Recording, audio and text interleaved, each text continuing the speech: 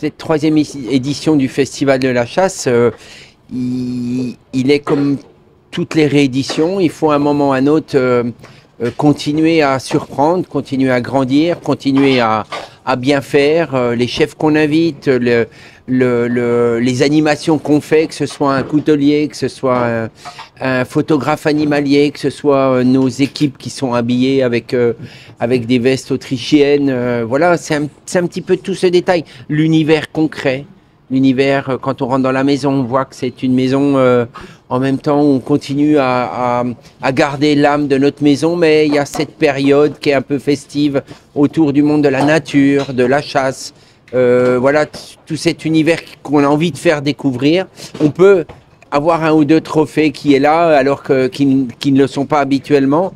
C'est ça, c'est se renouveler. Et puis moi, en tant que chef, j'ai une envie, c'est de me renouveler constamment dans mon travail. J'ai envie de montrer que je suis constamment en évolution dans ma réflexion, dans l'envie de faire plaisir, parce que c'est ça, on a souvent les mêmes clients, on a souvent des clients qui fréquentent nos maisons, et j'ai cette envie de pouvoir proposer quelque chose d'unique. Et cette envie de proposer quelque chose d'unique fait que le renouvellement est quotidien. Le livre que j'ai sorti l'an dernier, Cuisinier chasseur, il est tourné sur mon histoire, sur ma vie, sur mon quotidien. Je peux sortir le matin, je peux aller me balader. J'ai mon chien, j'ai juste une envie de me balader. J'ai effectivement la carabine sur le dos, mais je fais qu'observer. Je suis là, je vois des choses, je règle aussi des choses tout doucement. Je sais que des animaux sont là, je sais qu'ils ne le sont pas. Tiens, pourquoi ils ne le sont pas? On peut aussi alerter sur, on voit des animaux qui peuvent être blessés, malades. Enfin, c'est beau de voir un petit peu, et puis j'aime voir la nature se lever. Moi, j'aime le lever du matin, le lever du jour, pardon. Le lever du jour parce que j'aime voir cette nature se lever. J'adore voir l'obscurité, puis tout doucement voir le soleil se lever. Pour moi, c'est quelque chose qui est unique. Et quand j'ai la chance de me trouver sur les crêtes du lac Blanc, par exemple, c'est juste splendide. Donc ça, c'est quelque chose que j'adore. Et puis voilà, ce livre raconte mon histoire, ce que je suis, ce que j'ai envie de présenter dans ma maison, de la façon dont je chasse. On va dire que c'est un petit peu un équilibre. Je cherche toujours un équilibre entre ce monde sauvage et mon univers de cuisinier. Le fait de prélever un animal, de vous le donner, de vous le faire déguster, ça c'est quelque chose qui est pour moi extrêmement important, parce que je ne vais pas à la chasse comme tout le monde, parce que j'ai la chance de pouvoir valoriser la viande que moi je prélève dans la nature. Et ça, c'est une histoire qui est vraiment différente. Et même si c'est pas moi qui l'a tué, à vrai dire, je sais quasiment qui l'a tiré. Je sais presque s'il a les yeux bleus ou pas. Et donc, fait que ça change. Il y a quelque chose qui change et je peux vous raconter d'où vient l'animal, où est-ce qu'il a été, enfin voilà, et valoriser ce bout de viande. Et au-delà de ça, cuisinier, on a envie de montrer notre travail, comment mettre une image sur le travail qu'on a fait ou qu'on a mis en place toutes ces années. C'est un livre de recettes, forcément. Et pour conclure la 13e édition, et pour la première fois, tu as créé le championnat du monde de la tourte au gibier. Alors, encore une fois, c'est comment se renouveler dans une période de 5 semaines, puisque le Festival de la Chasse, c'est 5 semaines. Pourquoi ces 5 semaines? Parce que c'est une période où tous les gibiers arrivent en même temps.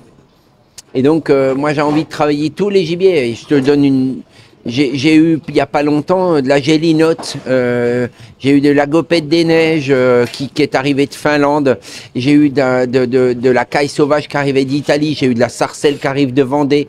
Voilà, c'est des périodes où on reçoit tous ces animaux, et après en poêle, j'ai du cercica, j'ai du daim, j'ai du sanglier, j'ai eu du cerf, de la biche, du chevreuil. Et ben, comment tu travailles ces animaux tous en même temps? Pas possible.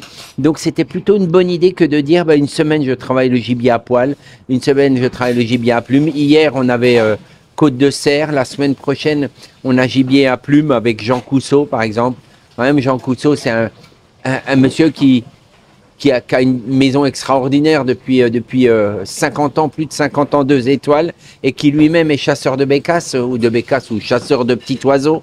Et donc, voilà, c'est quelqu'un qui va venir nous montrer du fin fond du sud-ouest, va venir me montrer comment lui, il a la vision de la chasse. C'est énorme parce que je vais apprendre énormément.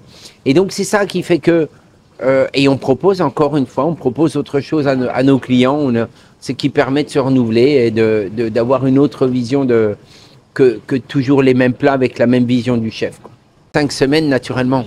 Comment animer ces 5 semaines et comment toujours se remettre en question. Et l'idée était venue de faire un petit concours qui était un championnat sur la tourte de gibier ou le pitivier. Techniquement, on sait que c'est très très fort. Il faut être très très fort pour présenter des choses qui sont exemplaires et exceptionnelles. Et donc, de ce concours que j'ai imaginé il y a un an, ça a pris d'ampleur et donc on a créé le championnat du monde de la tourte de gibier. Et la finale a lieu dans mes cuisines le 18 novembre prochain. Et voilà, donc je suis super fier parce que ça invite ce jour-là une quinzaine de chefs reconnus, des illustres chefs des palais, des grands palais pour jury. On va avoir un jury juste incroyable. Et puis voilà, j'ai un petit mot sur les 5 semaines de Festival de la Chasse. Ça rassemble depuis 2-3 ans une cinquantaine de chefs différents. Et donc ça, c'est juste énorme. Je demande à un chef s'il veut venir. Je lui demande pas 3 fois, tout de suite c'est un oui. Déjà parce qu'on a une amitié qui est forte. En général, je choisis des gens que j'aime bien, avec qui j'ai beaucoup d'affinités, parce que j'ai une amitié qui est forte avec eux, ou j'ai une admiration qui est forte avec eux. Et donc forcément, et chaque fois que j'ai demandé, ça a été quasiment à 100% oui. Et donc ça, pour moi, c'est super valorisant. Alors, faire les concours, ça a été toute ma vie. J'ai fait les concours depuis ma jeunesse, j'ai fait les concours, j'ai essayé je me suis frotté à tous les concours et forcément j'en ai gagné, j'en ai perdu. J'aime ça et puis j'ai emmené beaucoup de mes équipes à des concours qu'on a gagnés. La maison a quasiment gagné tous les concours. La plus belle satisfaction que je pourrais avoir, c'est que 5 de mes apprentis ont été élus meilleurs apprentis de France sur 8. J'ai emmené 8 jeunes en finale.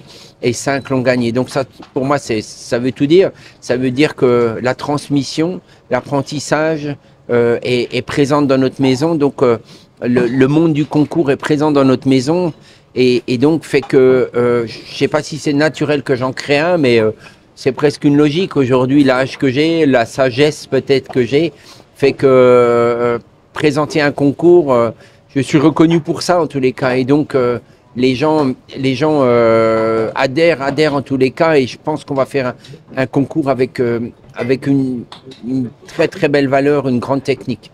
Que ce soit Camille ou Mathias, c'est deux jeunes qui ont fait des concours à la télé et on aurait pu dire tiens, la télé n'est pas forcément valorisante, et ben allez manger chez eux, vous verrez qu'ils ils sont sincères dans leur cuisine et c'est ce que j'aime, moi, c'est la sincérité dans une personne.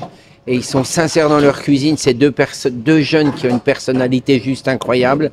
Et donc, ces deux, pour moi, ils représentent la jeunesse et l'avenir de notre profession.